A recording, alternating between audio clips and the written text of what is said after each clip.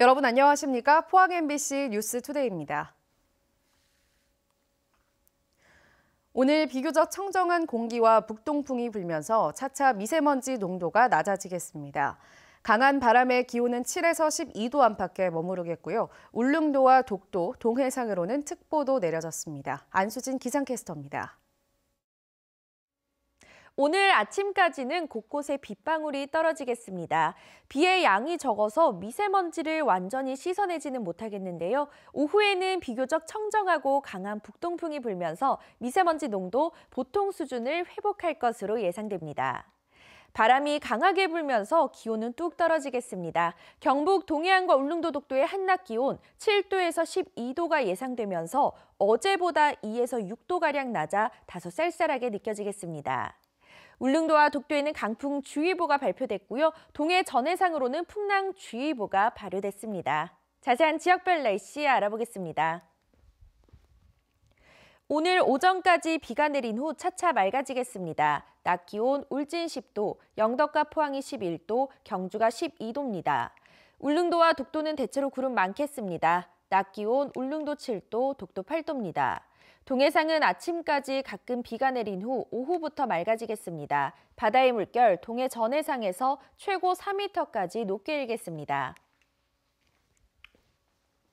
내일 낮부터는 다시 기온이 오르면서 따스해지겠고요. 일요일에는 한 차례 봄비 소식이 들어 있습니다. 날씨였습니다. 포항시 의회가 올해 첫 시정 질문을 펼쳤는데 포항시의 안일한 쓰레기 청소 행정이 최대 관심사였습니다. 호동매립장 인근 주민 지원 범위를 자의적으로 정한 이유가 무엇인지 따지고 쓰레기를 태워 전기를 생산하는 SRF 시설에 도비 확보가 부족한 이유를 물었습니다. 김기영 기자가 보도합니다. 박칠용 의원은 폐기물 처리시설 설치 촉진 및 주변 지역 지원 등에 관한 법률에 따르면 매립장 반경 2km까지 지원해야 하는데 포항시는 무슨 근거로 2005년부터 800m로 규정했는지 따졌습니다. 800m로 한정시킨 근거가 무엇이며 그 지원 근거가 법적인 요건을 갖추지 못하였다면 향후 어떻게 행정 절차를 할 것이며 포항시는 호동 2 매립장은 14만 4천 제곱미터로 폐촉법이 정한 15만 제곱미터에 미달해 지원 근거는 없지만 최소한의 보상 차원에서 조례로 지원하고 있다고 밝혔습니다. 소송 결과 이 매립장은 폐촉법 적용 대상이 아니라고 확정한 판결문에 따라 우리 시는 주변 영향 지역을 800m로 적용해 왔습니다. 박 의원은 또 지난달 18일부터 15년간 상업 운영에 들어간 SRF 전처리 시설 설치를 위해 올해 포항시가 지방채 50억 원을 발행했는데 이는 도비 확보가 13억 5천만 원에 그친 때문이라며 포항시의 안일함을 질타했습니다. 결과적으로 포항시가 경상북도와의 협의 과정에 극히 소극적이지 않았나 하는 것입니다. SRF 완공이 10년이나 걸리면서 도비 확보에 실패했는데 포항시의 책임인지 도가 예산을 줄 의향이 없었는지 늑장 행정의 책임은 결국 시민의 빚 부담으로 돌아왔습니다. 지방비 발행을 통해서 시가 부담하게 된 것은 사업 추진이 중단되거나 장기화될 경우에 2020년이 되면 더 이상 매립 공간이 없어 단순히 매립장 하나만 놓고도 주민 지원에 갈등이 생기는데 에너지와 시설인 SRF가 본격 가동되면서 주변 영향 조사와 주민 지원 문제도 앞으로 뜨거운 감자가 될 것으로 예상됩니다. MBC 뉴스 김기영입니다. 자동차 부품 산업 침체로 어려움을 겪고 있는 경주에 전기 화물차 공장이 들어섭니다. 중국과 국내 전기차 업체가 합작 법인을 만들어 오는 2023년까지 600억 원을 투자하고 올해 내로 2,000대의 전기 화물차를 생산해 보급합니다. 임재국 기자가 보도합니다. 경주시 안강읍 건포 산업도로 인근에 조성 중인 검단 산업단지입니다. 93만여 제곱미터 규모인 이곳에 전기 화물차 공장이 조성됩니다. 투자업체는 중국의 젠캉 자동차 유한공사와 경남 함양에 본사를 둔 에디슨 모터스입니다. 경상북도와 경주시는 두 업체와 협약을 체결했고 두 업체는 합작법인을 만들어 오는 2023년까지 600억 원을 투자해 전기 화물차 공장을 만듭니다. 올해는 전기 화물차 2천여 대를 생산해 국내 택배 기업 등에 납품합니다. 1톤 전기차를 생산할 계획이고요. 또 앞으로 이 사업이 확대된다고 하면 배터리 셀 제조 사업이라든지 다른 종류의 전기차들도 생산할 수 있는 여건이 되면 하려고 하고 있습니다. 경상북도는 이번 협약을 계기로 경주를 포함한 남부권을 미래형 자동차 부품벨트 중심지로 조성할 예정입니다. 경주를 중심으로 한 부품 업체들이 이 자동차 회사에 다 납품을 할 수 있기 때문에 부품 회사들이 살아나고 우리 지역에서 완성 자동차를 만드는 그런 계기가 되고. 경주시는 전기차 공장 유치로 미래형 자동차 산업 생태계를 근본적으로 혁신시킬 기회로 보고 적극적인 지원에 나섰습니다. 정말 좋은 젊은이들이 우리 지역에서 좋은 직장을 가질 수 있도록 여러 가지 주거 지원이라든가 여러 가지 인프라를 구축해 준다거나 이런 복지 부분에 있어서 간접적인 지원도 함께 해 나가도록 하겠습니다. 제조업의 60% 이상이 자동차 부품업체인 경주에 이번 전기 자동차 공장 유치가 어떤 변화를 가져올지 기대를 모으고 있습니다. MBC 뉴스 임재욱입니다. 붉은 대게의 어획량이 크게 줄어들면서 가격 오름세가 이어지고 있습니다. 올해 1월 붉은 대게의 연근해 어획량은 1,711톤으로 전년 같은 기간에 비해 22% 줄었고 5년 평균 어획량과 비교하면 절반 수준입니다. 한편 지난 1월 오징어의 연근해 어획량은 9,800여 톤으로 전년 같은 기간에 비해 58% 증가했지만 5년 평균 어획량과 비교하면 45% 줄었습니다. 요즘 지역마다 향토사 발간이 잇따르고 있습니다. 사라져가는 역사를 기록해 후대에 전해주기 위한 것인데 역사를 알게 되면서 애향심도 높아지고 있습니다. 보도에 김철승 기자입니다. 불국사와 석굴암을 품은 경주시 불국도. 이 지역 주민들은 마을의 역사가 사라져가는 것을 안타깝게 여겨 최근 향토사를 출간했습니다. 황폐했던 불국사와 석굴암 등 문화유적을 포함해 일제강점기 시절 국어 보급 강습회 등 공개되지 않았던 희귀한 사진과 함께 지역 출신 인물 등을 750쪽의 책에 담았습니다. 출판에 필요한 예산 7천여만 원 가운데 4천여만 원을 주민과 자생단체 기부금 등으로 충당했습니다. 편찬위원회를 구성하고 4년간의 자료를 수집해 2,500부를 찍었습니다. 흘러간 맨날 자료, 첫째 이제 사진 이런 거에 상당히 힘이 들었습니다. 실제로 사진도 없고 또 정언해 줄 분도 다 고인돼 버리고. 포항시 오천읍에서도 청년들이 주축이 돼 향토사를 발간했습니다. 연호랑 세오녀 신화에서 비롯된 오천이란 지명의 유래와 여러 곳에 남아있는 포은 정몽주의 유적, 일제 때 조성된 오천 포도원 등을 실었습니다. 7, 8년 전부터 주민들이 뜻을 모았는데 지난해에야 결실을 맺었습니다. 이때까지 향토사가 없었지만 이 책이 발간됨으로 해서 오천읍이 언민들의 자부심을 느끼고 그리고 저희도 보람을 느끼게 되었습니다. 포항시 기북면 덕동마을도 마을 유래와 근대화 과정, 민속 전시관에 보관된 유물 등을 중심으로 책을 출판했습니다. 빠르게 변하는 환경 속에서 사라지기 전 마을의 문화와 역사를 기록으로 보존하려는 주민들의 노력이 이어지고 있습니다. MBC 뉴스 김철승입니다.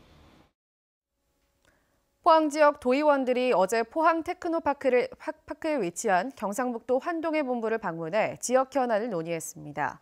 장경식 도의회 의장 등 포항 지역 도의원 8명은 4월 말 이전 예정인 용흥중 임시청사 추진 상황과 경상북도 동부청사 명칭 사용 계획 등을 보고받고 동해안 해양신산업 발굴과 관광산업 활성화 방안을 논의했습니다.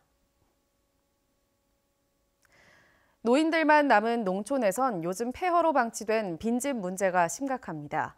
귀농 귀촌인들에게 재임대하는 방안이 거론되기도 하지만 사람이 살 수 없을 만큼 노후화된 집들이 많아서 실효성은 의문입니다. 홍석준 기자입니다. 주인이 떠난 의성의 농가주택입니다. 무너지기 직전의 흙벽이 슬레이트 지붕을 겨우 떠받치고 있고 창고 기둥이며 대들보는 곳곳이 뒤틀렸습니다. 기와 지붕이 푹 꺼져서 발 디딜 틈조차 없는 집도 있습니다.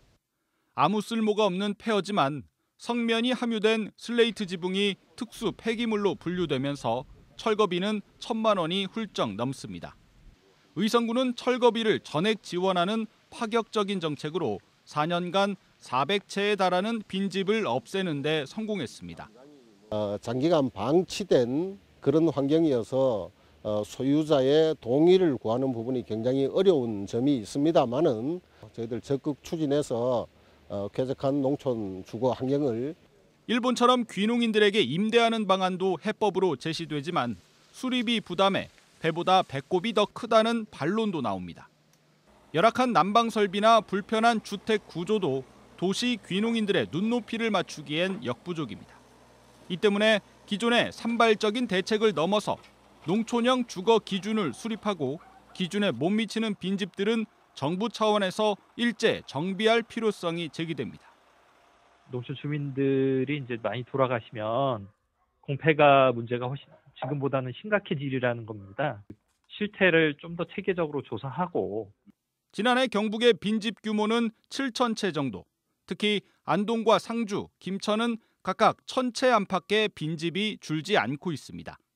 있는 사람마저 떠나게 하는 농촌의 폐가 문제가 더 이상 미루어져선 안 된다는 지적입니다. MBC 뉴스 홍석준입니다. 경북 지역 시군 가운데 경로당 숫자가 가장 많은 곳은 경주시인 곳으로 나타났습니다. 경북도에 따르면 경주 지역 경로당은 616곳으로 인구가 더 많은 포항보다 6곳이 더 많고 구미보다는 200곳 이상 많습니다. 이는 경주시의 노인 인구 비중이 높은 데다 인구 밀집도가 포항이나 구미에 비해 상대적으로 낮기 때문으로 분석됩니다. 이렇게 미세먼지가 극성일 때 학교에 있는 우리 아이들 괜찮을까요? 하루 종일 좁은 교실에 수십 명이 모여 창문도 열지 못한 채 생활하고 있는데 대구 전체 학급 가운데 공기 정화 장치가 설치된 교실은 얼마나 될까요? 취재해보니 안타까운 수준입니다. 양관희 기자입니다. 대구의 한 초등학교 교실은 문을 모두 닫고 수업을 하고 있습니다. 초미세먼지 주의보 때문입니다. 실내 미세먼지를 줄여주는 공기청정기가 교실에 있지만 안팎의 공기를 환기해주는 순환기는 없습니다. 미세먼지 때문에 환기를 못하는 것도 문제입니다. 대구의 또 다른 초등학교는 천장에 공기 순환기는 있지만 공기청정기는 없습니다. 학급별로 천차만별인 공기 정화 장치가 실제 어떤 효과가 있을까? 대구의 한 대학이 교실에서 진행한 실험에서 바닥형 공기 순환기와 공기청정기가 모두 있으면 미세먼지 제거 효율이 71%로 가장 높았습니다. 공기 순환기 없이 청정기만 있으면 제거 효율이 절반인 36%로 떨어집니다. 이산화탄소 제거 효율은 더 충격적입니다. 순환기와 청정기 모두 있으면 68%이지만 청정기만 있는 곳은 아예 효과가 없습니다. 공기 순환기는 바깥 공기를 안으로 들여오면서 미세먼지를 거르고 오염된 안쪽 공기는 밖으로 빼는 역할을 합니다. 기본적으로는 기계식 환기 장치가 주된 걸로 하고 공기청정기는 보조적인 걸로 하는 게 가장 이상적입니다. 이산화질소나 오존이나 이산화황 같은 가스성 오염 물질도 있기 때문에 기본적으로는 밖이랑 환기를 시키면서 필터나 그런 제어 장치를 넣는 게 가장 이상적입니다. 순환기와 청정기가 대구 지역 유치원 교실에는 모두 설치돼 사정이 낮지만 초등학교는 각각 20%대 안팎, 중고등학교는 2기계의 설치율이 매우 저조합니다. 유치원에서 고등학교까지 대구 전체 학교 13,000여 개 교실 가운데 4,800여 개 교실, 그러니까 35%에만 공기 정화 장치가 설치돼 있습니다. 대구 전체 교실 3 중 2곳꼴로 아직 공기청정기나 공기순환기가 없는 셈입니다. 이번 달 안으로 유치원 특수학교 전 학급하고 그다음에 초중고의 민감 학생들을 위해서 올해 안으로는 여름 방학까지 초등학교 전체 학급에 공기 정화 장치를 설치할 계획입니다.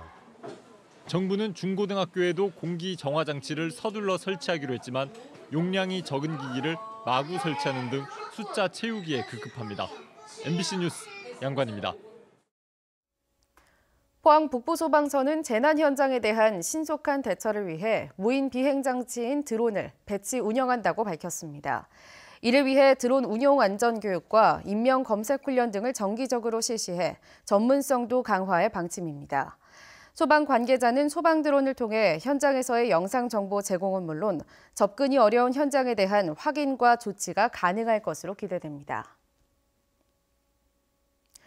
절기상 경칩이 지나면서 봄 기운이 더욱 완연해질 것으로 보입니다. 미세먼지 탓에 봄을 느끼긴 어렵다지만 대지는 어느덧 새 기운으로 약동하고 있는데요. 엄지원 기자가 담아왔습니다. 퇴계의 정원에 봄이 왔습니다. 도산서원 입구에는 봄빛 산수유꽃이 한둘 흐드러졌고 퇴계가 늘 곁에 두고 즐겼던 매화, 도산매도 고고한 자태를 드러냈습니다.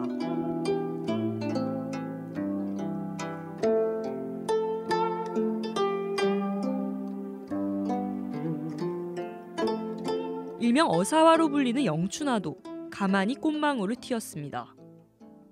세제도 봄을 밝히고 있습니다. 겨울잠에서 깬 북방산 개구리가 산란을 시작하면서 생태습지 곳곳에 투명한 알덩이가 가득합니다. 따뜻한 겨울 날씨에 열흘쯤 산란이 빨랐습니다. 평년 수준을 크게 웃도는 봄 날씨는 계속되겠습니다. 눈 없는 겨울에 올 초 강수량이 적었지만 최근 4달간 누적 강수량은 평년의 88%에 달해 봄철 큰 가뭄은 없겠습니다. 저수율은 안동댐 68%, 이마댐 57.4% 등 지난해보다 20%에서 30% 높고 경북 전체는 89.7%로 농업용수도 안정권입니다. 강수량은 남서쪽에서 다가오는 저기압의 영향으로 3월과 4월에는 평년과 비슷하거나 많겠고 5월에는 이동성 고기압의 영향을 주로 받아 건조한 날이 많겠습니다. 특히 3월은 건조한 날씨와 계절풍의 영향으로 1년 중 산불이 가장 많이 발생해 불법 소각행위 등 각별한 주의가 요구됩니다. MBC 뉴스 엄지연입니다. 한국수력원자력 한울원자력본부는 울진 지역 중고등학교 신입생 800여 명에게 38만 원 상당의 동학의 교복을 지급했습니다. 한울원자력본부는 지난 2017년과 지난해에는 신입생 교복 구입비의 90%를 지원했지만 올해는 교복을 무상 지원하기로 했습니다. 보통 노사 분규가 나면 자치단체장은 사측 입장을 대변하곤 했습니다.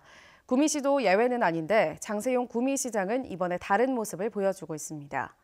해고 노동자를 위해 필요하다면 일본 본사에까지 방문해 복직을 요청하겠다고 약속했습니다. 한태현 기자가 보도합니다. 장세용 구미시장이 불법 파견 혐의를 받고 있는 아사히 글라스를 엄정하게 수사하라고 요구했습니다. 일본 본사를 방문해 문자 한 통으로 해고된 파견 노동자들이 복직할 수 있도록 노력하겠다고 약속했습니다. 어떻게 하면 이 일을 풀 수 있을까에 대한 방도를 몇 가지 논의했었고 그 가운데서 저는 기회가 된다면 앞으로 일본 본사를 방문해서 대표단을 한번 만나볼 작정입니다. 3년 9개월 만에 처음으로 구미시가 적극적으로 나서서 해결되기를 바라는 마음은 전 충분히 올해 이 문제가 해결될 수 있다고 생각합니다. 장 시장은 지난 2010년 해고 노동자가 발생하고 손해배상 청구 등으로 갈등을 빚고 있는 K씨에 대해서도 문제 해결에 나서겠다고 약속했습니다. 170명이 넘는 구미 지역 노동자들이 집단 해고돼 4년 가까이 일자리를 잃었는데도 구미시는 이들의 목소리를 단 한 차례도 들어주지 않았습니다. 그런 구미시가 기업 대신 노동자들의 권리를 되찾는 데 어떤 역할을 할지 주목됩니다. MBC 뉴스 한태현입니다. 포항해양경찰서는 암컷 떼개, 일명 빵개를 몰래 들여와 운반을 시도하다 현장에서 도주한 36살 A씨를 수산자원관리법 위반 혐의로 구속했습니다. 해경에 따르면 A씨는 지난해 12월 15일 새벽 포항시 북구 해안가에서 시가 5,300만 원 상당의 암컷 떼개를 차량에 옮기던 중 주변 순찰 중이던 해양경찰관을 보고 도주했지만 범행 2달 만에 경찰에 잡혔습니다.